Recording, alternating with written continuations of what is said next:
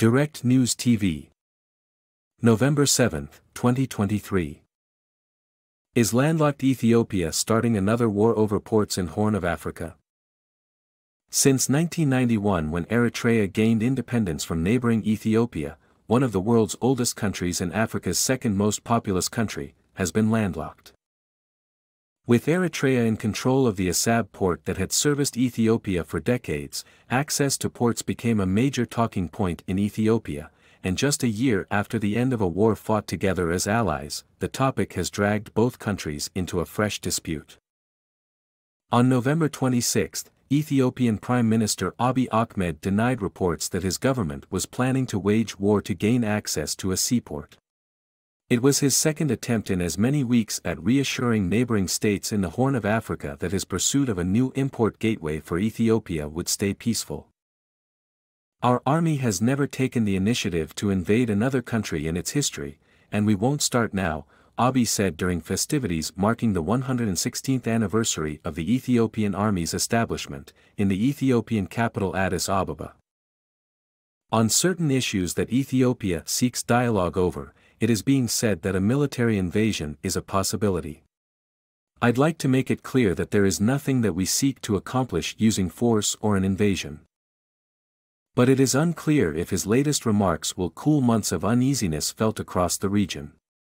During another televised speech earlier this month, the Prime Minister cited demographic ties and maps dating back to the 3rd century Kingdom of Aksum to invoke Ethiopian territorial claims to Red Sea ports in Eritrean territory, and said the question of Red Sea access was an existential issue. Seeking port access. Since Eritrea's independence, Ethiopia's primary trade conduit has been the Red Sea port of Djibouti, but that hasn't come cheap. Djibouti charges Ethiopia over $1 billion annually in port fees, a huge sum for a country where nearly a fifth of the population of 119 million is still dependent on food aid. For years, the government has been contemplating diversification in Kenya, Somalia and Sudan. Ethiopian officials visited Kenya's Lamu port for discussions in August. But Addis Ababa's tone has become increasingly assertive, similar to that used by Ethiopian officials when discussing the construction of the massive Grand Ethiopian Renaissance Dam on the Nile River. 150 million people cannot reside in a geographical prison, Abiy said in his October 13 address of the port issue, citing Ethiopia's projected population figure by 2030. "Whether you'd like it or not, the prison will blast somewhere." Economy's woes are influencing the uptick in port interest. Years of civil war and strife have left hundreds of thousands dead and millions displaced from their homes. War crimes carried out by the Federal Army and its allies in the northern Tigray region resulted in the country being slapped with economic sanctions by the United States. Any potential forceful approach to secure port access in a neighboring country could derail Ethiopia's ongoing negotiations with the International Monetary Fund to secure billions in loans to help rebuild the country after the war. Despite this, local media reports from July asserted that Abiy told a private gathering of local businessmen that the option of military force remained on the table, in the event of the failure of negotiations to secure port access with neighboring countries. Abiy didn't refute the reports for months, even after they were featured in an Al Jazeera Inside Story episode weeks later. Months of speculation across the Horn of Africa rankled officials in neighboring countries. Representatives of Djibouti, Somalia and Eritrea have since issued statements confirming their refusals to discuss a port deal that bargains with territorial sovereignty. Smokescreen or nationalism?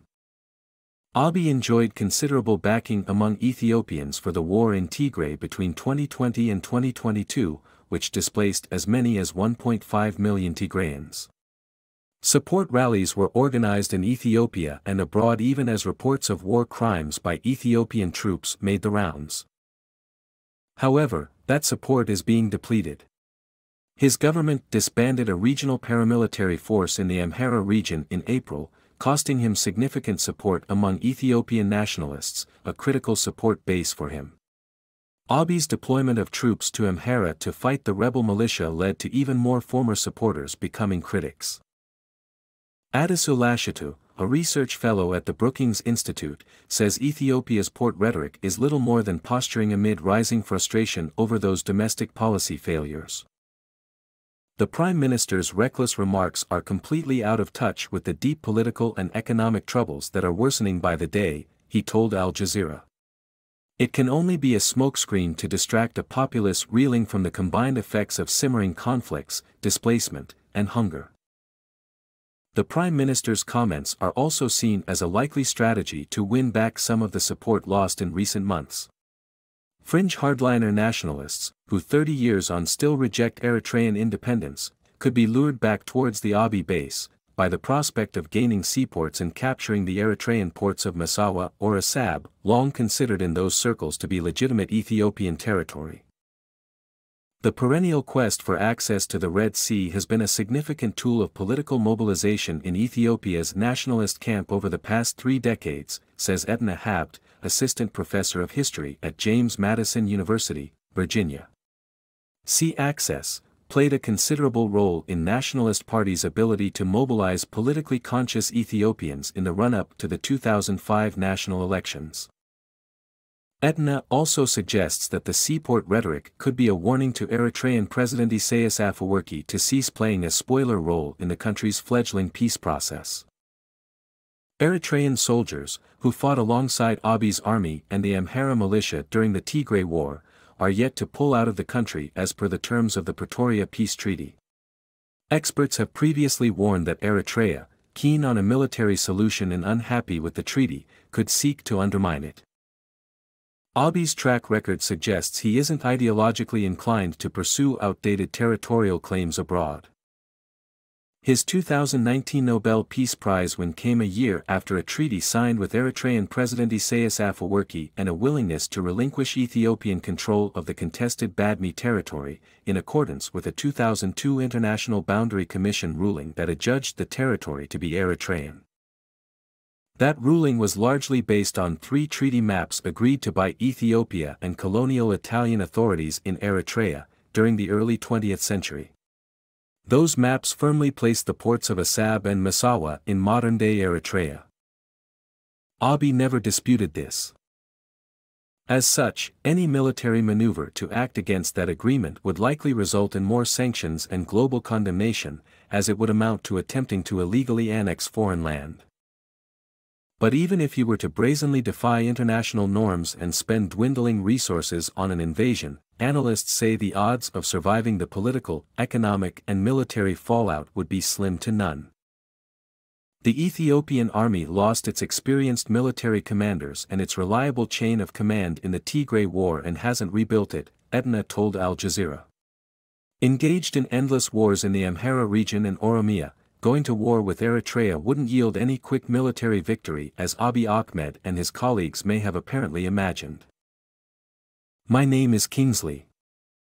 Please like, share, subscribe and hit that notification bell so you can be the first to be notified whenever we post. You won't regret it.